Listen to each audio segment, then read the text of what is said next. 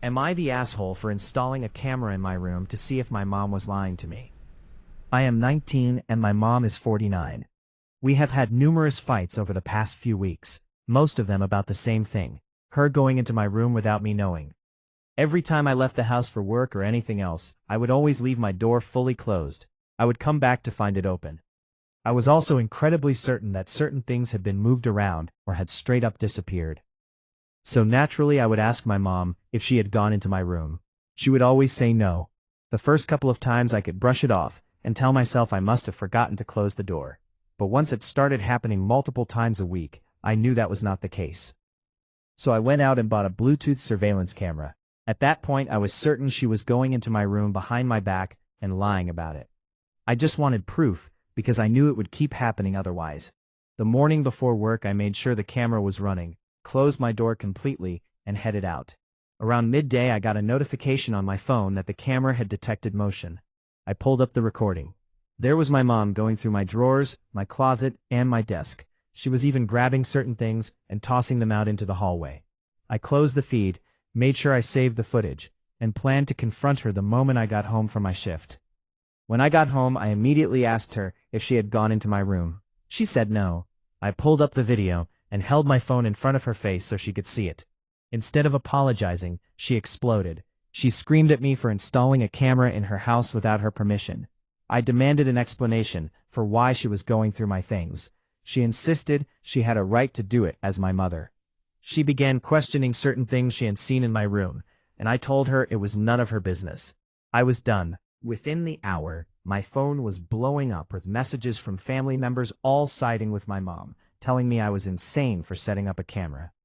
The entire family was on her side except my dad, who cannot do much, since my parents split up a year ago, and he is not allowed in my mom's house.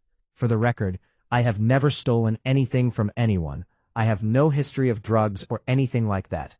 The items I saw her taking from my room on the footage were a notebook, a pair of sneakers from my collection, a few pairs of my pants, some plastic clothing hangers, my second bedside lamp, and old paychecks from work.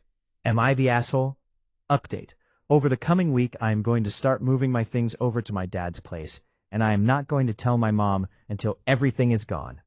Some betrayals come with video evidence.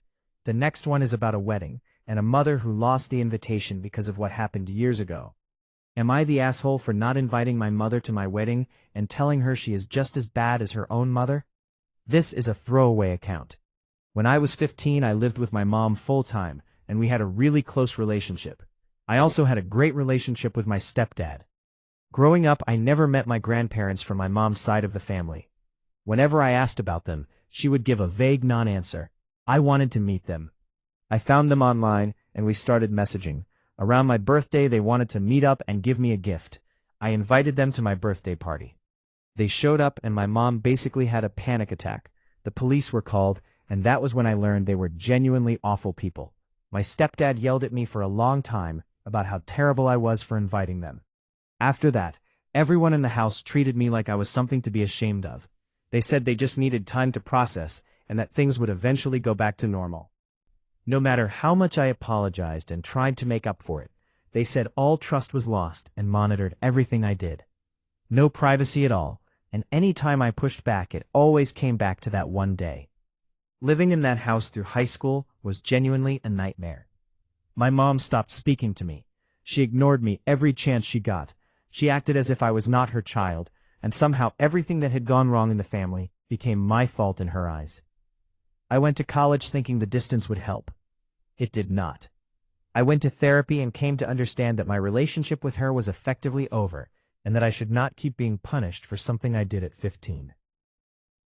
My last straw was when I invited her to my graduation, and she asked to see the guest list because I, quote, could not be trusted. I told her to forget it. Since then, I only see her and my stepdad at family gatherings, and I do not engage with them at all. My wedding is this year. I sent out the invitations, and I decided not to invite my mom or stepdad. Word got around and my mom found out. She called asking why she was not invited. We got into a long argument. I told her no, and eventually I told her she was just as bad as her own mother, and hung up. I've been getting messages from family ever since. My brother told me I should invite her. My stepdad tried to reach out and I told him to leave me alone. Am I making the right choice? Sometimes the damage is just too deep to undo. The next story is about an engagement ring, a wedding color palette, and a level of control that defies belief. Am I the asshole for refusing to take off my engagement ring during a wedding? This is a throwaway account. I am meant to be attending the wedding of two friends I will call Tilly and Peter next month. They are friends of my fiancé, and we have spent a lot of time with them over the past few years. They got engaged about 18 months ago. We got engaged 3 months ago. My engagement ring has a light blue sapphire stone. In photographs, it tends to look a lot darker than it actually is, which becomes relevant. We met up with Tilly and Peter last weekend, which was the first time seeing them in person since our engagement. When they asked to see the ring, Tilly noted it was much lighter in person than in the photos we had shared. Peter agreed. A little while later, after the conversation had moved on, Tilly asked if we remembered that the bridesmaid's dress color was a very pale blue. My fiancé already knew this, since he is a groomsman and is wearing a matching tie. Peter said they were hoping only the wedding party would wear that color, which had been included on the invitations. He said having a ring in a similar shade was no excuse for breaking the rules. This was said in a light tone, so we both laughed, and I assured them I was most likely wearing something darker anyway and not blue at all. But then Tilly said Peter was talking around the issue, and that I would not be able to wear my engagement ring at their wedding because it was too close to the wedding party's shade of blue. She mentioned she had already spoken to a family member about a necklace with similar gemstones. A discussion followed. Both my fiancé and I said it seemed quite extreme to ask me to remove my ring, which I have barely taken off since the proposal. Tilly and Peter insisted that wearing it would be creating drama, and suggested it looked like I was trying to steal focus from them and the wedding party. I made it completely clear I had zero intention of doing that, but also that my ring was not going to be upstaging anyone at the end of the aisle. At one point, my fiancé was even accused of timing our engagement specifically to take attention away from their wedding timeline. We got engaged on our 7-year anniversary in the middle of a once-in-a-lifetime trip abroad, so I am quite certain that had nothing to do with their wedding. We left at a stalemate. We expect that either just me or both of us will be uninvited, which honestly doesn't bother me at this point. But I do want to know if I am the asshole, because if it causes my fiancé to miss his friend's wedding over something this minor, that would genuinely hurt him. Am I the asshole? A ring should never start a war. The next story is about a mother-in-law who said the wrong thing and then refused to say sorry for almost 5 months. Am I the asshole for not letting my mother-in-law see our new house until she apologizes? This has been building for 4 or 5 months, so I may miss some details. For context, my girlfriend and I have been together for 13 years. Her mom has always been very entitled, the type of person who argues with retail staff until they cry over a discount she feels she deserves. If an idea is not hers, she immediately shuts it down. Her husband avoids conflict at all costs, so no one ever challenges her except my girlfriend's sister, and those situations usually turn into major blow-ups.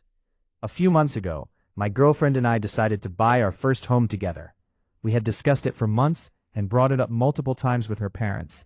When we finally found a house we loved and put in an offer, we called them to share the news. Instead of being happy for us, we were met with immediate hostility. It started with questions like, "Are you sure you are ready?" which was fair enough. But after I explained all the planning we had done, her mom brought up a car that was repossessed from me 8 years ago, and said, "I bet you thought buying that car was a good idea too." She then attacked my character, and questioned how she was supposed to feel okay about this, when I, and these are her words, do not tell her about my life. I am not her child. I am not even close with my own family.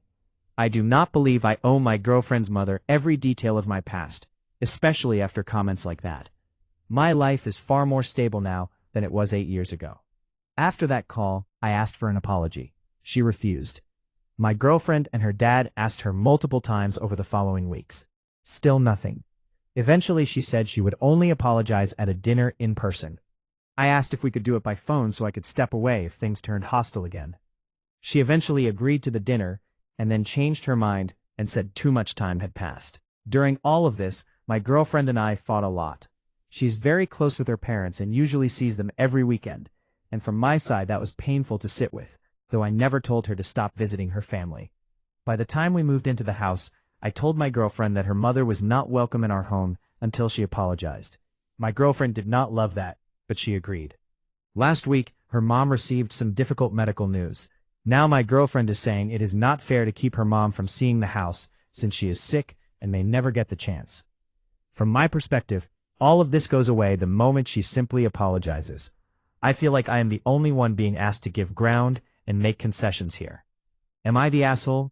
An apology is the smallest thing to ask for. The next one is about a wedding, 3 flower girls, and a brother who had been taking advantage for nearly a year. Am I the asshole for not paying for my niece's flower girl dresses and choosing a different flower girl instead? Hi Reddit, first time posting and long time reading. I am 25 and getting married on May 31st, 2026. So far the wedding has been drama-free until an issue came up about an hour ago, so it is still very fresh. I had my 3 nieces as flower girls. I originally only wanted the youngest, since she is closest in age to my own child, but I did not think it was fair to leave out her sisters who are 5, 9, and 10.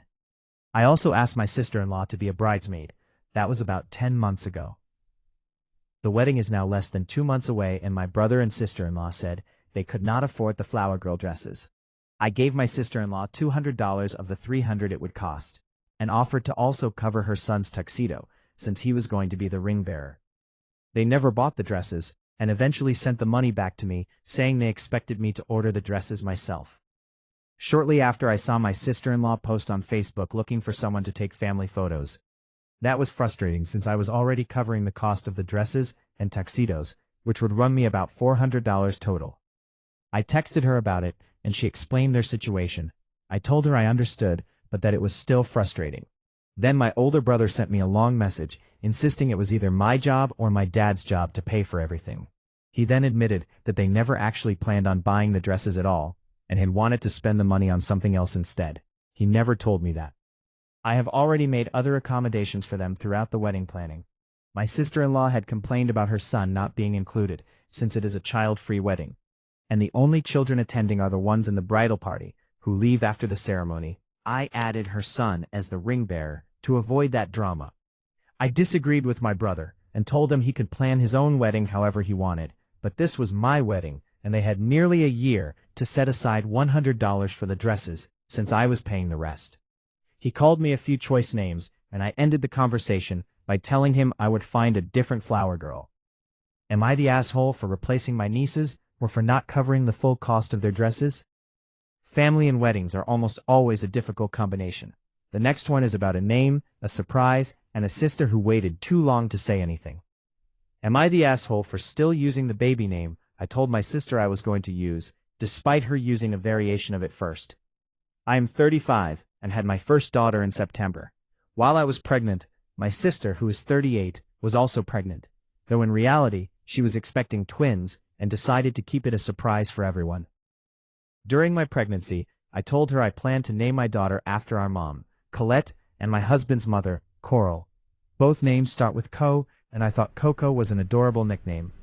My sister told me the names she had chosen were a surprise, and she was not going to reveal them until the babies arrived. Her twins were born in August, and everyone was completely shocked it was twins. She named them Cole and Letty. I thought that was really sweet, and it was clearly a nod to our mom's name. When my daughter was born, I followed through and named her Colette Coral. We almost exclusively call her Coco. My sister is very bothered by this, and brings it up constantly, saying how ridiculous it is that 3 of the children practically share a name. She makes sure everyone knows her children were born first. Admittedly, it can get confusing if full names are used, but I had told her throughout my entire pregnancy what I planned to name my daughter. I even had personalized items made with the name before the babies were born. If she had told me at any point that she was using Cole and Letty, I would have most likely reconsidered. Even just telling me about the name Cole would have made me think twice. But she never said a word. I am currently debating legally swapping the order of Coral and Colette just to keep the peace. But that feels a lot like admitting I did something wrong when I do not believe I did. Am I the asshole? Sharing a name is not the same as stealing one. The next one is about 2 guinea pigs, a housemate who is moving out, and a boundary that should be straightforward. Am I the asshole for threatening to take my housemate's guinea pigs to a shelter? All names have been changed. I am 27 and I own a 4-bedroom house that I inherited from a relative. I rent 2 of the rooms to Harry, who is 27, and Sam, who is 25. Last year, Harry told me his ex-girlfriend Katie, who is 26, was about to be made homeless because she had lost her job and could not pay rent. I agreed she could move into the guest room for 3 months while she got back on her feet. 3 months turned into 11 months, but I was okay with it because Katie contributed to the bills. During that time, Katie adopted 2 guinea pigs. She asked me first and I said yes. Looking back, I regret it because the guinea pigs are loud and they smell. But since she did ask and I did say yes, I have never said anything about it to her.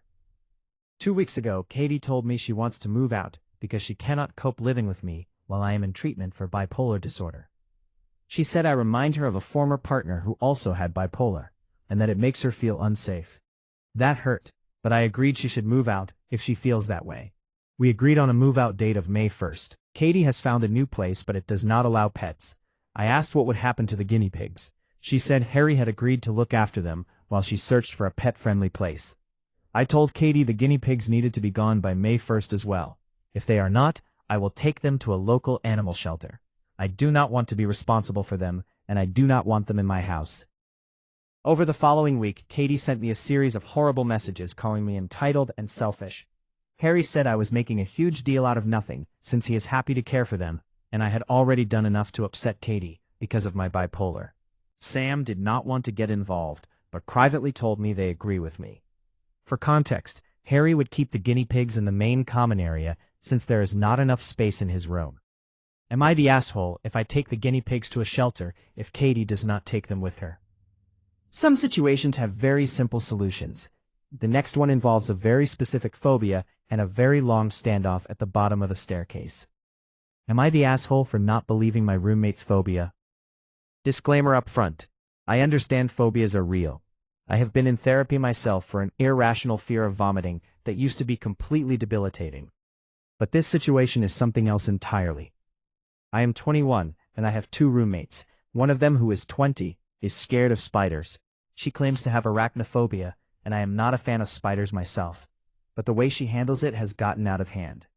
For example, one day I was telling her about getting sushi with my boyfriend, and mentioned a spider roll, and she screamed. She then told me I could only use the word arachnid around her, not the word spider. Another time, someone else in the apartment said the word, and she immediately covered her ears and started whimpering. My other roommate has much more patience for this than I do. One day when we were coming home, there was a spider underneath the open staircase outside our apartment building. We live in a complex surrounded by trees and plants, so this is not our first encounter with one on the stairs. But this time, she screamed and refused to walk up. My other roommate moved to block the spider from her line of sight, so she could walk past it. She still would not go up. My other roommate then got the cleaning spray and killed the spider right in front of her. I watched it fall off the stairs. She still would not go up. After about 15 minutes of trying to reassure her, my other roommate had to leave. I went up the stairs myself because I had to submit some work before the end of the day. She stood at the bottom of the stairs for an hour before finally coming up. Then she came into the apartment and berated me for being unsupportive and not staying with her at the stairs. I understand phobias are real and create genuine mental blocks. But after the screaming at the word itself, I am starting to wonder if she simply has a strong fear of spiders and is genuinely overreacting. Am I the asshole? And is arachnophobia actually that severe? Fear is real, but so are limits. The next one is about chores, fairness, and a word that should never have been said. Am I the asshole for expecting my girlfriend to handle her fair share of the chores? My girlfriend and I have been arguing about chores for a while, and it just doesn't make sense to me. When we first started dating, she made it clear she did not want to be a mother figure to me and wanted me to handle myself when it came to domestic responsibilities. I was completely fine with that. I was living alone when we met and had been managing everything on my own without any issues. When we moved in together, we clashed quite a bit and decided the best solution was to assign specific chores to each person and stick with that arrangement. She hates being in the kitchen and does not want to cook. She also does not want to do the dishes because of her nails, which I thought was a weak excuse, but I let it go. I agreed to handle everything in the kitchen. That means all the cooking, all the dishes, cleaning the pots and pans, wiping down the stove and countertops, everything. She said she would handle everything else split 50-50, laundry, bathrooms, toilets, taking turns grocery shopping. Here is my problem. I am handling the kitchen entirely and completely for both of us, which is a daily commitment. In exchange, I am also still expected to split all the other chores with her. I think it is more than fair that if I am the private chef and the private dishwasher for both of us, she should be able to handle things like laundry or cleaning the bathroom solo. When I asked her to do my laundry or iron my clothes, she told me she was not my maid or my mother. But am I not already acting as her private chef and personal dishwasher? I am not throwing that in her face. I am genuinely willing to do it for both of us. But the logic has to cut both ways. I honestly feel like I am being more than fair here. Am I the asshole? Fairness in a relationship should not require a spreadsheet. The next one is short, but somehow became a whole argument. Am I the asshole for taking my baby to visit family without my boyfriend?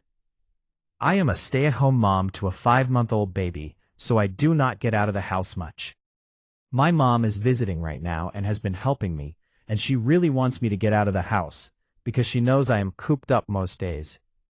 I am planning to take my baby about an hour away to visit my uncle, so my mom, my cousins, and my uncle can spend time with him.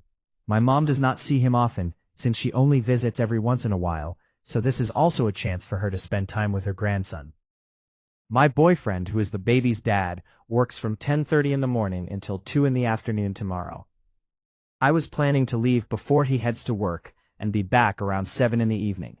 He is upset that he will not be with us.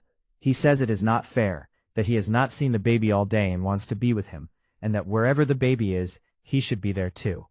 He also says I am keeping the baby away from him, even though I will be back home that evening. I do not feel like I am doing anything wrong. I am going to visit family and get out of the house for the day. But he is making me feel like I am being unfair or taking the baby away from him. Am I wrong for going anyway? Sometimes you just need a day out. The next one involves a much bigger financial decision and a very loaded word, luxury. Am I the asshole for refusing to subsidize my parents' $11,000 a month seniors home in one of the most expensive neighborhoods in the city? I am 34 and work as a physician. I am an only child. My parents are in their late 60s with serious health issues. My mom has a slow-growing cancer, and my dad has Alzheimer's, currently in the mild stage where he is still driving and managing day-to-day. In terms of outlook, we are looking at roughly 5 years for my mom and 12 years for my dad. Right now they are managing at home with frozen meals and some cleaning help. They have said they want to move into a senior residence in about a year.